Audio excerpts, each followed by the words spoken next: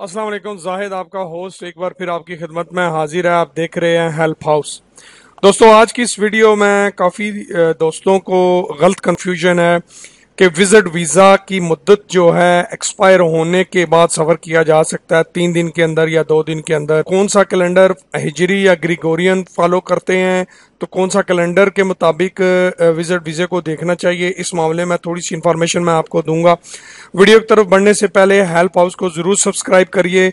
इस चैनल से आपको सऊदी अरब से रिलेटेड हर तरह की अपडेट इंफॉर्मेशन जो हैं मिलती रहती हैं, चाहे वो इकामे से रिलेटेड हो, जवाज़ात, छुट्टी, विजिट वीज़ा, खरूज अवदा, नकल मालूमात या किसी भी इशू से रिलेटेड इंफॉर्मेशन जो है वो आप तक पहुंचती है। कुछ लोग जो है इंग्लिश कैलेंडर जो होता है, जैसे जनवरी, फरवरी, मार्च, अप्रैल, हम इसको फॉलो करके चलते हैं।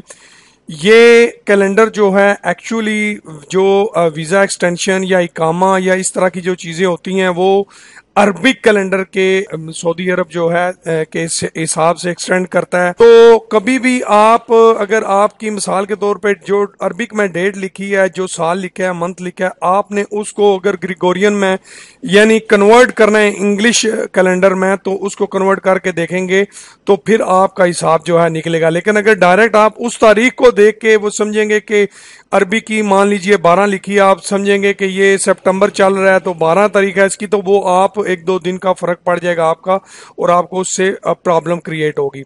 तो याद रखिए, एक तो आपने उसको फॉलो करना है। दूसरा ये है कि जो लोग ये समझते हैं कि तीसरे दिन, दूसरे दिन या पहले दिन आप जो है फैमिली विजिट वीज़े वाले जो है वो सफ़र कर सकते हैं, तो वो ये गलत फहमी है उनकी। वो गैर कानूनी लोगों में, इलीगल लोगों में शुमार हो जाएंगे। अगर वो बारात मसलन आज रात 12 बजे आपका विजिट वीज़ा ख़त्म होना है तो आप 1 बजे 2 बजे सफ़र करते हैं तो आप इलीगल जो है वो कंसीडर हो जाएंगे।